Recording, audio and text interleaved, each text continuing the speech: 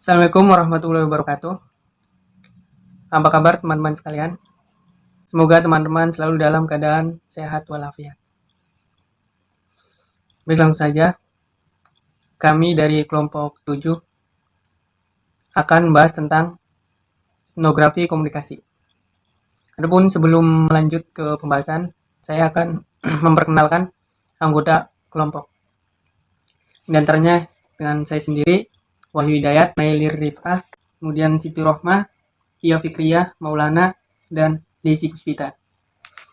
Lanjut ke pembahasan pengertian etnografi komunikasi. Etnografi komunikasi adalah kajian tentang kehidupan dan kebudayaan suatu masyarakat atau etnik. Contohnya tentang adat istiadat, kebiasaan, hukum, seni, religi, dan bahasa. Kontijaraningrat mengatakan bahwa etnografi komunikasi adalah kajian bahasa dalam perilaku komunikasi dan sosial dalam masyarakat, yang kemudian disebut masyarakat tutur. Meliputi cara dan bagaimana bahasa digunakan dalam masyarakat dan budaya yang berbeda-beda. Berdasarkan pengertian tersebut, terdapat dua hal yang menjadi garis besar dalam kajian metode penelitian etnografi komunikasi, yaitu bahasa dan budaya. Ruang lingkup etnografi komunikasi. IMES membagi ruang lingkup kajian bidang ilmu etnografi komunikasi ke dalam beberapa bagian, yang diantaranya yaitu hakikat dan definisi mengenai apa itu masyarakat berbahasa,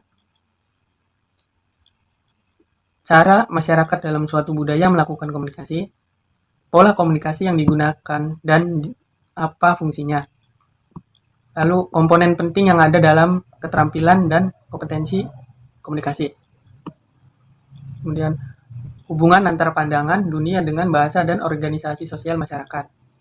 Terakhir itu kajian mengenai bahasa, ketidaksetaraan, dan kehidupan sosial yang universal. Sekian bahasan dari saya. Dilanjut ke Nailir. Assalamualaikum warahmatullahi wabarakatuh. Selanjutnya yaitu prinsip kerjasama dan kesatuan sebagai pola dan strategi komunikasi.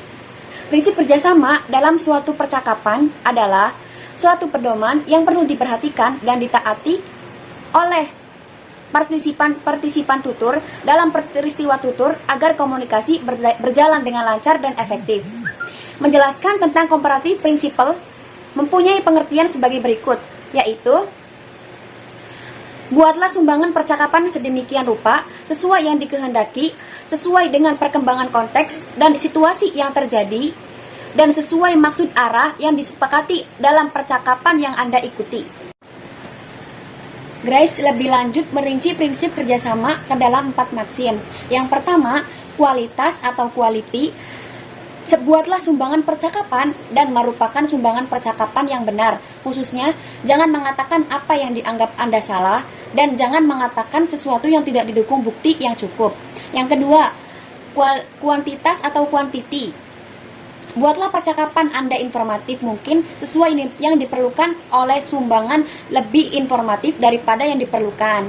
Yang ketiga, hubungan relevansi.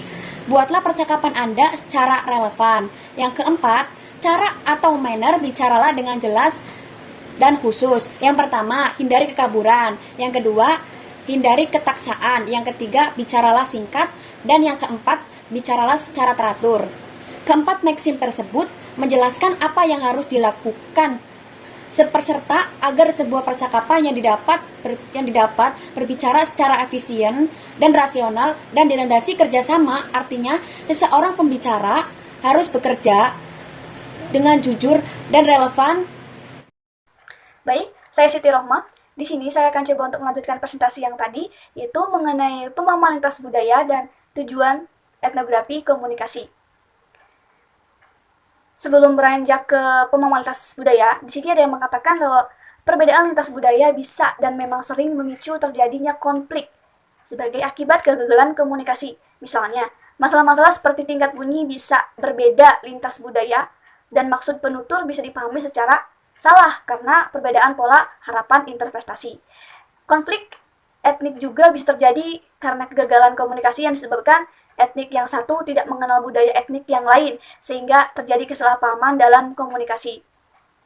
Nah, dalam pemahaman lintas budaya ini, terjadinya kesalahpahaman antara budaya yang satu dengan budaya yang lainnya, karena terjadinya konflik atau perbedaan pemahaman antara bahasa atau budaya, harapan interpretasi budaya yang satu dengan yang lainnya. Oleh sebab itu, terjadilah kesalahpahaman komunikasi antara budaya tersebut. Dan selanjutnya, budaya bersifat group speech, artinya tiap kelompok masyarakat mempunyai ciri budaya sendiri-sendiri. Atau dengan perkataan lain, kelompok yang berbeda mempunyai budaya yang berbeda pula, sehingga di dunia ini dapat dijumpai berbagai budaya yang berbeda satu sama lain. Ada juga di sini ciri-ciri budaya atau ciri-ciri budaya yang telah disebutkan sesuai dengan pola tingkah laku budaya yang tadi, yaitu yang pertama, berasal dari alam pikiran manusia, yang kedua, mempermudah interaksi manusia dengan lingkungannya, yang ketiga, memenuhi kebutuhan dasar manusia, yang keempat, bersifat kumulatif dan menyesuaikan diri, yang kelima, cenderung membentuk struktur yang konsisten, yang keenam, dipelajari dan dimiliki bersama oleh seluruh anggota masyarakat, dan yang ketujuh, diteruskan kepada generasi baru. Itulah tadi ciri-ciri budaya sesuai dengan pola tingkah laku yang telah disebutkan di atas. Selanjutnya ada juga tujuan etnografi komunikasi.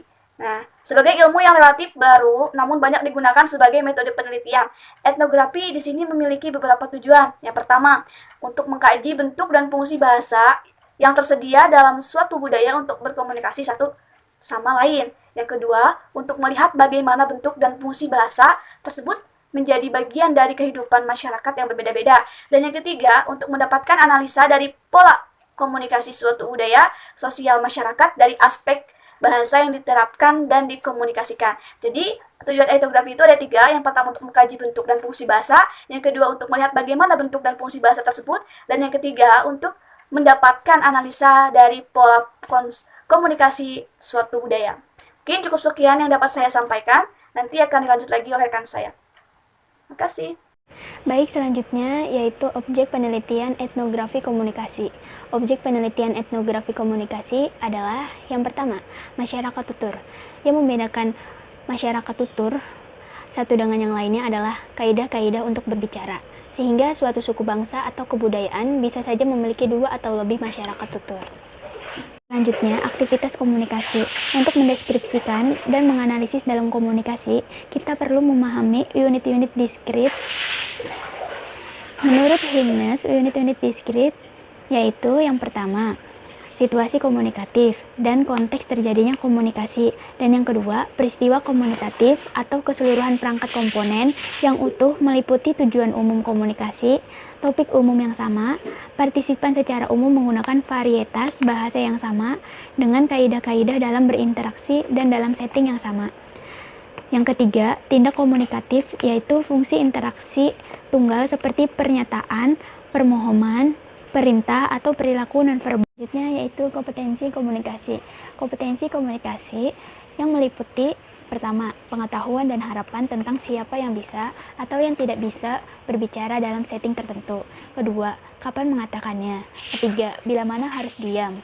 Keempat, siapa yang bisa diajak bicara. Kelima, bagaimana berbicara kepada orang-orang tertentu yang peran dan status sosialnya berbeda. Keenam, apa perilaku nonverbal yang pantas. Ketujuh, rutin yang bagaimana yang terjadi dalam alih giliran percakapan. Ke-8, bagaimana menawar bantuan. Ke-9, bagaimana cara meminta informasi dan sebagainya. Varietas bahasa. Pemolahan komunikasi akan lebih jelas bila diuraikan dalam konteks varietas bahasa. Hignes menjelaskan bahwa dalam setiap masyarakat terdapat varietas kode bahasa dan cara-cara berbicara yang bisa dipakai oleh anggota masyarakat atau sebagai repertoire komunikatif masyarakat tutur. Variasi ini akan mencakup semua varietas dialek atau tipe yang digunakan dalam populasi sosial tertentu dan faktor-faktor sosio-kultural yang mengada seleksi dari salah satu variasi bahasa yang ada, sehingga pilihan varietas yang dipakai akan menggambarkan hubungan yang dinamis antara komponen-komponen komunikatif dari suatu masyarakat tutur atau yang dikenal sebagai pemolahan komunikasi. Selanjutnya, tata cara tutur. Tata cara bertutur merupakan aturan-aturan yang dilakukan oleh pembicara dan pendengar pada saat berkomunikasi berkaitan dengan kebiasaan atau adat istiadat. Misalnya, seorang anak kecil yang berbicara dengan orang tua harus memperhatikan mata dari pembicara. Pendengar tidak boleh memotong pembicaraan dari pembicara sebelum pembicara benar-benar selesai berbicara. Contoh selanjutnya, tradisi di dalam lingkungan keluarga Jawa, anak-anak muda yang terlibat dalam pembicaraan dengan orang tua mereka tidak boleh begitu saja menyela tutur orang tua tanpa izin orang tua, tanpa diminta untuk berbicara. Kalaupun si anak mempunyai kesempatan karena ada waktu, dia biasanya memulai ujarannya yang bernada minta izin dengan mengucapkan nuwun sewu, yang artinya minta beribu maaf. Dengan demikian, tata cara bertutur itu berbeda dengan antara kelompok masyarakat yang satu dan kelompok masyarakat yang lainnya. Selanjutnya, guyub tutur. Guyub tutur merupakan komunitas atau kelompok orang yang hidup dan saling berinteraksi di dalam wilayah tertentu menggunakan suatu bahasa tertentu pula. Masyarakat tutur bukan hanya sekelompok masyarakat dalam budaya tertentu yang menggunakan bahasa sebagai tindakan komunikasi mereka, melainkan juga memiliki kaidah berbahasa dalam satu variasi bahasa. Orang-orang Inggris dan Amerika sama-sama berbahasa Inggris, tetapi mempunyai tata cara bertutur yang berbeda di tempat umum, misalnya restoran. Di Inggris, dalam percakapan di restoran, suara partisipan direndahkan sehingga orang-orang yang tidak terlibat percakapan itu tidak akan bisa mendengar apa yang dicakapkan. Seorang mahasiswa adalah warga kampus, tetapi juga warga asrama, warga suku, warga bangsa, dan seterusnya. Tiap komunitas mempunyai sedikit kaidah pembeda komunikasi dan dalam hal-hal tertentu juga kaidah pembicara. Ini berarti setiap penutur tidak perlu termasuk hanya ke dalam satu komunitas tutur atau ke dalam dua atau lebih komunitas tutur yang sama sekali berbeda. Orang biasanya menjadi anggota dari beberapa komunitas tutur pada saat yang sama. Orang akan mengubah perilaku tuturnya dengan menyesuaikan diri dengan komunitas yang melibatkan tuturnya dengan menambah atau mengurangi dan mengganti kaidah perilaku komunikatif. Berikut ini dikemukakan beberapa pendapat tentang komunitas tutur. Menurut Hudson 1980, berpendapat bahwa istilah komunitas tutur mengacu kepada komunitas yang berdasarkan bahasa, yang sering dikacaukan dengan istilah komunitas Pak. John Lyons 1970 mengemukakan bahwa komunitas tutur adalah semua orang yang memakai suatu bahasa atau dialek tertentu. Perbedaan mendasar antara satu komunitas dengan komunitas lainnya dalam hal komunikasi lisan turut membangun kaidah. Selain itu, prinsip dasar etnografi komunikasi juga memberikan perbedaan aturan berbicara. Misalnya kapan harus berbicara dan kapan harus diam. Menurut Levasseur 1990, aturan berbicara adalah cara penutur mengasosiasikan cara berbicara, topik atau bentuk pesan tertentu dengan aturan dan aktivitas tertentu. Menurut Gumpers 1972, aturan berbicara ini bisa sangat berbeda antara satu kebudayaan dan kebudayaan lain. Selanjutnya yaitu situasi peristiwa dan tindak tutur. Situasi tutur ini berkaitan dengan keadaan yang sedang berlangsung pada saat proses tutur terjadi. Tuturan pada situasi resmi akan berbeda dengan situasi tidak resmi. Hal ini dapat terlihat dari segi kebahasaan seperti gaya bahasa, pilihan kata, dan hal-hal yang menjadi pendengar atau lawan bicara pada pembicaraan itu. Menurut Ibrahim mengemukakan bahwa situasi tutur diartikan sebagai konteks terjadinya komunikasi. Konteks situasi tutur misalnya pada saat makan-makan, lelang, dan kelas di sekolah. Tindak tutur merupakan kalimat atau pernyataan yang dinyatakan untuk mewadahi maksud dan tujuan tuturan. Yang terakhir yaitu komponen tutur. Komponen tutur ini meliputi kepanjangan dari speaking. Yang pertama S yaitu situation atau situasi, mencakup latar dan suasana. Yang kedua P, partisipan, mencakup tidak hanya penutur dan mitra penutur, tetapi juga adresor, juru bicara, dan audiens. Yang ketiga N, tujuan, mencakup maksud dan hasil yang akan dipilih atas tujuan dari peristiwa tutur. 4 yaitu A, sequence, urutan tindak, mencakup bentuk pesan, bagaimana pesan itu disampaikan, dan isi pesan yang ingin disampaikan. Yang kelima yaitu key, kunci, mengacu pada bagaimana suatu tuturan disampaikan, misalnya serius, lucu, dan sebagainya. Yang keenam, instrumentalitis atau peranti perabotan, mencakup saluran seperti lisan, tulis, email, dan bentuk tutur, misalnya mengacu pada bahasa, dialek, kode, dan sebagainya. Yang ketujuh yaitu norms, norma, mengacu pada norma interaksi dan norma interpretasi.